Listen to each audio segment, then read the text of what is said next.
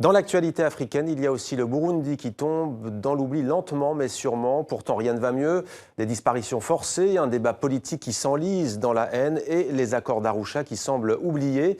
Le Burundi est dans l'impasse. Bonsoir Pancras Simpay, merci d'être avec nous en direct de Bruxelles. Vous êtes le porte-parole de l'opposition burundaise en exil.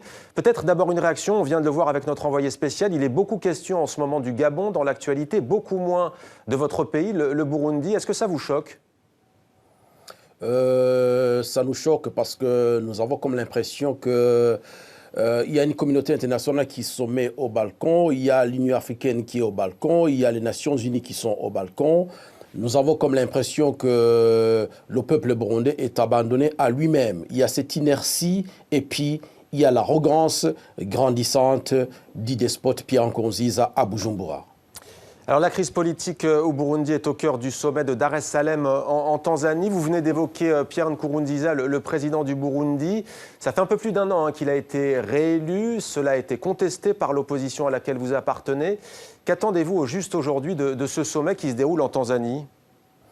Ce sommet qui se déroule en Tanzanie, on avait pensé que effectivement M. Pierre Nkurunziza allait se transporter jusqu'en Tanzanie pour essayer de rencontrer les chefs d'État de l'East African Community. Mais comme je vous le disais, face à l'inertie, à l'inertie de la communauté internationale, face à l'absence de la pression, Nkurunziza, dans son arrogance, il refuse même de répondre à l'appel des présidents de l'East African Community. Ici est de rappeler que au-delà de l'East African Community de ce sommet, et rappelons qu'il y a le Conseil de sécurité qui s'est déplacé jusqu'à Bujumbura, qu'il y a le secrétaire général des Nations Unies qui s'est transporté à Bujumbura, 5 chefs d'État africains qui ont été à Bujumbura, malgré la sollicitation de tous ces représentants de la communauté internationale. Nkurunziza Pierre est resté de marbre, il tue en silence et tout le monde, on a l'impression que tout le monde est au balcon. Vous accusez le président Pierre Nkurunziza d'être un despote, vous l'accusez de tuer. Qu'est-ce qui vous permet de dire cela ?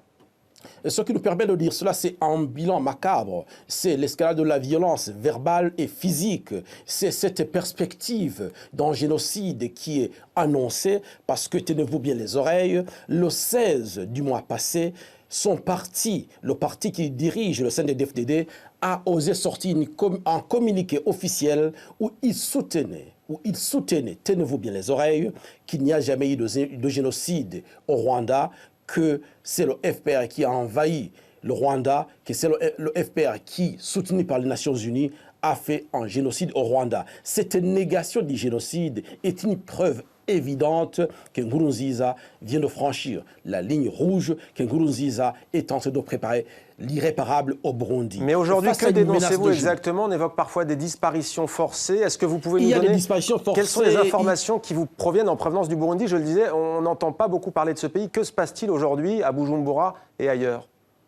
Ce qui se passe à Bujumbura, ce qui se passe au Burundi, c'est que les gens sont arrêtés aujourd'hui et le lendemain, ils disparaissent. Il y a un collègue à vous, un certain Jean-Marie, qui est porté disparu, c'est un journaliste.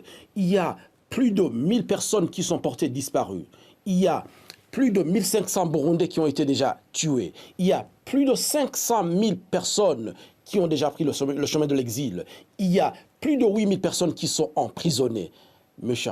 Monsieur Kassi, face à ce bilan macabre, il est surprenant, il est édifiant que la communauté internationale reste au balcon. Même la résolution 2303 qui avait été prise pour dépêcher quelques policiers au Burundi, Nkurunziza a refusé que des policiers viennent au Burundi pour constater ce qui se passe, parce que dans sa stratégie, c'est de dire silence, on tue, circuler, il n'y a rien à voir au Burundi. Le pouvoir du Burundi vous accuse en tout cas l'opposition de souffler sur les braises et d'attiser justement les violences, a notamment parlé aussi d'hommes armés, de miliciens. Que répondez-vous ?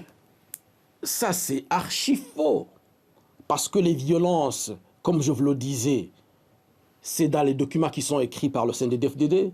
Les violences, c'est ce plan que je viens, c'est ce bilan macabre que je viens de vous citer. Sinon, du côté de l'opposition, on attendait le secours de la communauté internationale. Du côté de l'opposition, on attendait un déploiement des Nations Unies, de l'Union africaine qui avait promis de déployer 5000 hommes qui ne sont jamais venus. On attendait l'application de la résolution 2303 qui concernait le déploiement de quelques dizaines de policiers qui ne sont pas venus. Mais je vous conjure, face à l'inertie de la communauté internationale. Mais que demandez-vous à cette même communauté internationale concrètement? Qu'est-ce qu'elle peut faire aujourd'hui dans ce pays, outre ce sommet qui se tient en Tanzanie? Au-delà de ce sommet, on avait attendu de ce sommet qu'ils prennent des sanctions drastiques contre Nkurunziza, notamment un embargo économique qui a fait ses preuves par le passé en 1996. On attend de la communauté internationale, surtout des Nations Unies, le déploiement d'une force qui devrait venir au Burundi pour imposer la paix, parce qu'il n'y a pas de paix au Burundi. La preuve, Nkurunziza lui-même, il a peur d'aller à l'étranger. Nkurunziza lui-même, quand il doit circuler dans son propre pays, qui dit diriger, il doit fermer toutes les artères.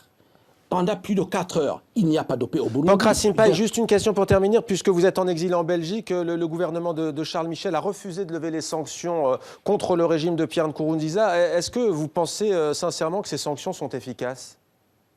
Oui, les sanctions, ils sont efficaces, mais il faut que ces sanctions soient multiformes. L'Union européenne, nous saluons l'action de l'Union européenne qui a pris des sanctions. Nous saluons l'action de du gouvernement belge qui a pris des sanctions. Mais à un certain moment, ils vont se lasser. Si ces sanctions ne sont pas accompagnées par des sanctions régionales, s'ils ne sont pas accompagnés par un sauvetage du peuple burundais par les Nations Unies, je vous dis que le peuple burundais, laissé à lui-même, sera porté à l'autodéfense. Et Pierre Nkurunziza sait de quoi je parle. Merci beaucoup, Pancras Simpay, d'avoir répondu à nos questions en direct de Bruxelles. Je rappelle que vous êtes porte-parole de l'opposition burundaise en exil.